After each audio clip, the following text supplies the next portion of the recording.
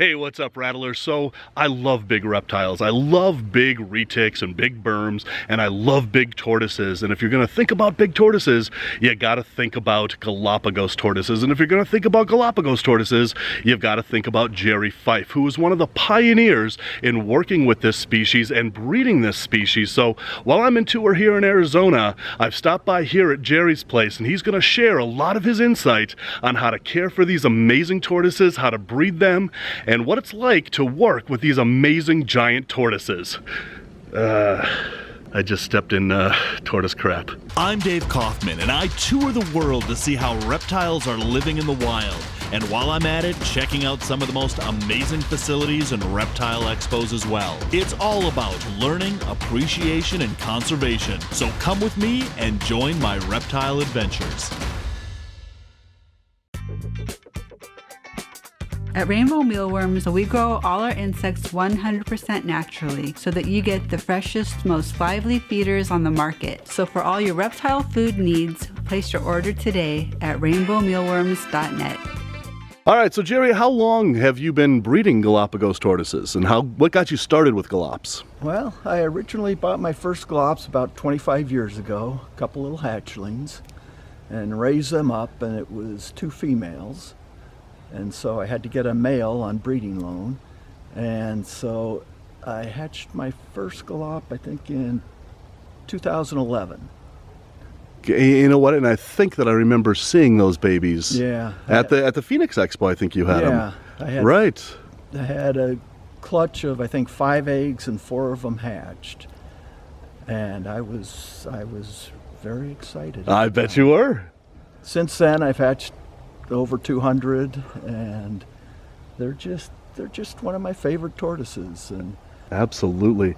Now, would you say that because you live in Arizona that is more conducive to breeding Galops as opposed to, you know, if you lived in Idaho or Minnesota or one of those places? Well, it's definitely easier here because of our weather. Yep. They love the summer, they love the warmth. In the winter, you look over here, like a big heated hide box that they go in at night. But they actually can take down close to freezing, so there aren't many days that it's really a big concern here. They're just little sweethearts. Yeah, they are. Look at this. Look at Mama right here. What's her name? Oh. Do you have a name for him? Not really, but get that stuff off your nose. Sweetie. But they're just such personable animals. They really are. Wow, and for people that don't know, their skin here, it feels like almost elephant skin. And you look at these feet. And they're almost elephant feet. Yeah, especially the hind feet. They're round and look like an elephant's foot. Right. Yeah. You like that, don't you? They like to get their neck scratched. Yeah, you're such a good girl. I've had her for 25 years. 25 years, huh? How old is she? 25. Got her as a hatchling. Oh, you got her as a hatchling. Raised her up. Wow. Lays eggs. Produced a lot of those hatchlings you see right over there. So this one is mom of, look at this. All these hatchlings in here. Look at that. But how can you not love a tortoise like this? Absolutely. Wow. And they just have, so this is basically your yard, and they just kind of have the run of the yard here, don't they? Yeah, lots of grass. They love the fountain grass to push into and hide. Yeah. They eat the Bermuda grass all summer. I supplement them with carrots and zucchini and prickly pear cactus that I grow. And then I have mesquite trees all over, and they love to eat the mesquite beans. Nice. If you're into tortoise poop. Well, I can't really say that I'm really into tortoise poop, but That's probably a good thing. There's a fresh poop. there you go. And it looks like elephant poop. And what you'll notice, it's high fiber. It's Right. all the grass, and that's Right. what they want is a high calcium, high fiber diet, and that's what they get, and they seem very happy and healthy. Fantastic. So now I noticed that her scoots are kind of wearing here. Is that normal? Yes, because if you notice the side, both sides, and right here, it's worn. Yeah. And that's from the male breeding her. Ah, of course. The male's up Yeah, there yeah. and all on her and kind of wears the shell out. If Yeah. you go look at the male, you can still see all the grooves in its shell because obviously it doesn't get bred. Right, right. Absolutely right. Ah, sweetie, love hurts, doesn't it? All right, so here's another female here. Hi, girl. There you go. What a sweetheart.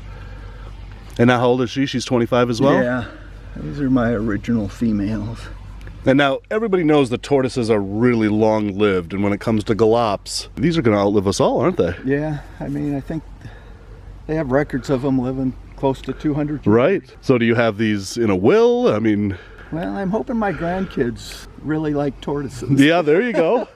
So they can take over the place. There you go. Have their own tortoise farm. Wonderful. So hopefully one of them comes through. So in your yard here, you have a little oasis over here. And is that their primary water source where they can, you know, it's basically enrichment, because in the wild, they're going to little mud puddles like this and water sources like this and just kind of hanging out in that mud. Absolutely. And that's all the fountain grass they push in and sleep in there at night. They can sit in the water. I actually get what we call flood irrigation, and once a week I flood the whole property. Ah. And you can see he's walked through it and put his head in, Yeah. drinking some water. So I know in tortoises, when they have this white around the scutes here, those are growth lines. Correct. And so this guy is still growing. Look at that. This guy, much bigger than me. He's still growing. He outweighs me now, and he'll just he'll outgrow me, outweigh me, outlive me. And Right. Right. Well, maybe we should take a hint from the tortoises and just start eating grass.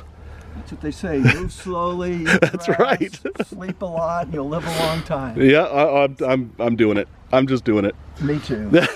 Except the eat grass part. Right. But just look at how massive these legs are to support this Yeah. huge body mass.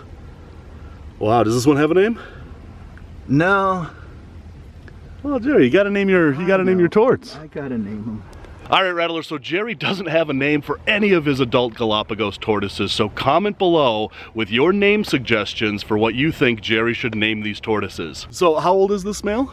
I think this one is 28. 28. So it's a little older than the females. And the females, once they started laying eggs, it seems like their growth slowed down substantially. Oh, really? Probably because, you know, all that foods and nutrition is going toward the production of eggs. Gotcha. That makes sense. So I don't want people to take from this video that all you need to do is get a couple of Galapagos in a big yard in a climate like this, and that's all there is to care for them. So what is their day-to-day care, and how easy or hard is it to maintain a collection of adult Galapagos? Well, if you do live in the right climate and you do have a yard, it can be fairly simple. I'd say they're pretty healthy species. They're not prone to respiratory problems or other health diseases. But I supplement their diet. I have a heated hide for them in the winter that they go in and use. And other than that, it's just, I hate to say it, but it is... It is that easy. It is pretty simple. Huh. Is there anything else that you're doing to, you know, stimulate breeding with them? Not really. Some people think they need a separation, males from females. And I keep mine together year-round, but with the space they have, they sometimes get a natural separation. But, you know, it seems to work. Yeah. And, you know, males are hard to come by, so I've always only had one male. Are they? Why are they hard to come by? Just by... Well, originally, you know, galops were only produced at zoos. Right. And they basically all followed the same protocol of incubating at a certain temperature. Of course. And they're temperature sex determinant, meaning the offspring or the hatchlings are dependent on the temperature of the egg. And so they were producing all females. Gotcha. So the ones I got initially were females, so then I had to find someone that had a male. Now, when you incubate your eggs, are you incubating them? You're incubating them in an incubator, I take it. Correct. And you are incubating at temperature so that you get a mix, or are you more male preference because males are so rare? Well, now that we know, I do a mixture, but I still do more females than males. Males incubate at a lower temperature. They take longer to incubate and hatch out. Females are quicker. And most people that want to breed tortoises want more females than males. Sure. But I do incubate for both. Sometimes I incubate at a mid-temperature to try to get a mixture. Sometimes I incubate at the high temperatures to ensure males. They'll lay 3 to 4 clutches of eggs a year, anywhere from about 4 eggs to 20 eggs. 4 eggs to 20 clutch. eggs. These are actually infertile eggs from last year. And you can tell that they're bad by how they've gone discolored. Yeah. But I usually hang on to them. Just in case. Just in case. That's what I do with all my eggs, just in case. But I incubate them in peat moss, and depending if I want males or females at a temperature of either 80 or 88. The first time I got eggs, the first year I think I got 2 or 3 clutches of eggs, maybe 1 from each female, right. Maybe 2 from one. And they were only like 4 eggs each or something. And I think it was November 1st, that third clutch of eggs, 5 eggs, I look in there and one's pipping. Oh man. And it's like, they're hatching. This is so great. And then I was shocked to see when they hatch, they're black and white. Right. They're just so cool. And at first I thought, I'd never seen a brand new hatchling galop like that. And I was just so excited. I mean, I thought I'd hatch something even right. You thought you had a Galapagos morph there, yeah. But it was very exciting. Yeah, I very vividly remember seeing yours back in, 2011? Yeah. And I was blown away because that was the first baby Galapagos I ever saw. And yeah, that was something to see. And a lot of people confuse these with Aldabras. Right. They're the 2 largest tortoise species, both big black island species from different parts of the world. Right. But one of the things you'll notice is you'll see no neutral scoot in here. Aldabras typically, or oftentimes, will have that. The Aldabra's head's a little thinner. We can go take a look at an Aldabra and you'll see that, little detail. Yeah, definitely. Let's go do that. Now this is an Aldabra tortoise. And you'll see the beak's kind of narrower, but you'll also see this neutral scoot. There you go. That's the difference. But they look very similar. Now, for people that don't know where Aldabra Island is, it's off the coast of Africa. Yeah, the east coast. Yeah, so it's off the coast of the Horn of Africa in the Indian Ocean. And I've always been fascinated by both of these giant tortoises that, there's only 2 islands in the world that have evolved these giant tortoises, and they're on opposite sides of the planet. Yeah. Or 2 island chains anyway.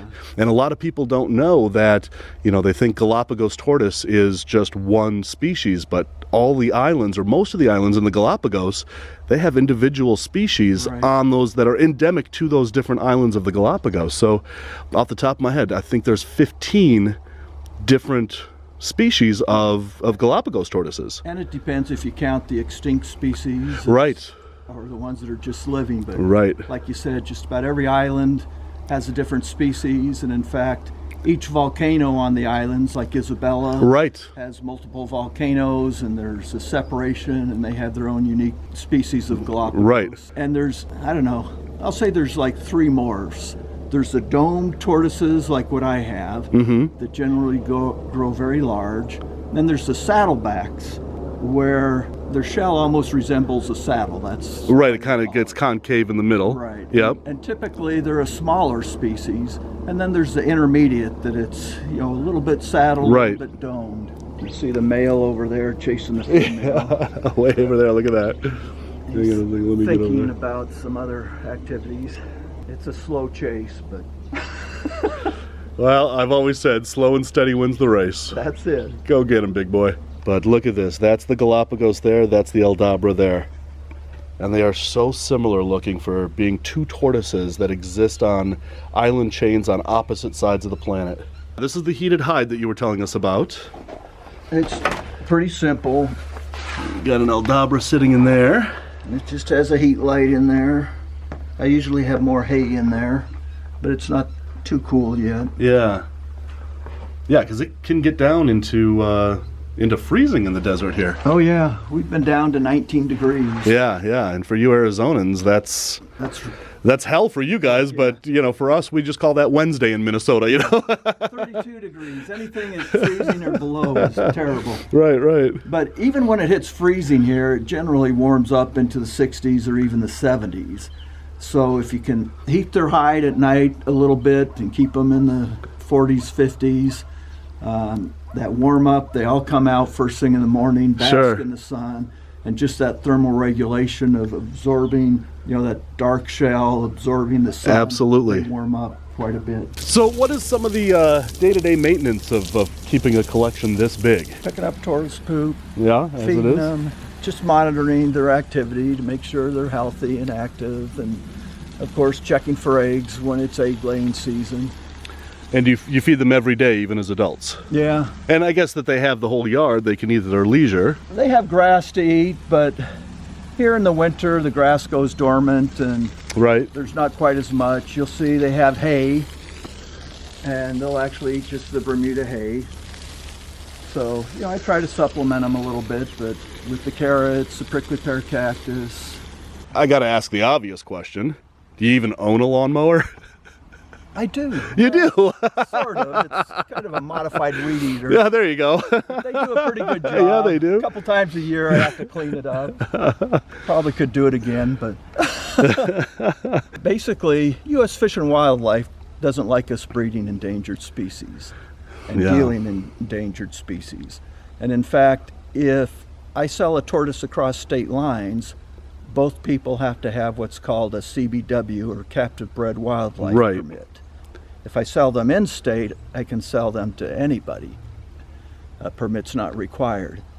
But apparently they're not issuing as many permits, and as one person referred to it, they don't want to see this codification of Galapagos tortoises. Oops, trying to take a bite. Hey, out of what you doing there, buddy? Does that look like a carrot? It's brown. Yeah, right. Sometimes people think I'm a hero for breeding Galapagos tortoises, being one of the first to breed them in many years. I look at it, I'm ensuring that this species will be around for my children and my grandchildren, because no more are coming from the Galapagos Islands. Right. Many of them from the zoos came from the Townsend expedition in around 1927. As they die off, there are going to be no more Galapagos tortoises here. People won't be able to see them. But because of people like me that breed them, they're going to be available for future generations. Absolutely. It's what Dave and Tracy Barker was saying about the invisible ark. Absolutely. And I agree with that 100%. Unfortunately, our government doesn't. Right. A few years ago, they decided to come in and issued a search warrant and seized all my tortoises. Did they really? They took all my Galapagos tortoises, and so I had a female on breeding loan from one individual. Of course, the male was on breeding loan from another individual. They seized those as well, and it took me over a year to get them all back. It wasn't until finally had a motion that I was ready to file that they agreed that they'd return all my tortoises. And I basically said, well, you're going to return all my tortoises. You're not going to charge me for their care and maintenance the past year. Right. And I need to be able to operate under my permit, as I always have. And of course, they agreed to all that and returned my tortoises. Unfortunately, the ones I had on breeding loan weren't mine, and they weren't returned to me. So the individual that had the female here, he filed suit against U.S. Fish and Wildlife. Yeah. And when he agreed to drop the suit, they returned his female. And unfortunately, Oh, boy. the male, he's still fighting that. So I never got the male back. And so I have the male that you've seen is a different male. And the first year that I had him, I got eggs again. but unfortunately, as you saw, that clutch of eggs, none of them are fertile. Right. And so even though I got 60 eggs or so, I didn't hatch any last year. But he seems to be doing a better job of breeding and not mounting from the side or the front. Right. How he's supposed to do it. Right. Well, So I'm hopeful this year that we'll be back in production, and we'll have lots more little Galápagos tortoises for our future generations to enjoy. so Rattlers, how amazing would it be to work with these giant reptiles right here in your home every single day? Man, that is a dream life. So anyway, guys, I'm going to be touring Arizona for a couple more days here. I'm going to be filming a couple of more awesome episodes. So hit that subscribe button when you do, hit that bell so you do not miss those uploads. And also don't forget to comment below and give us your name suggestions for what Jerry should name his adult Galápagos tortoises here. And until the next reptile adventure, love the planet, feed your reptile obsession, and rattle on.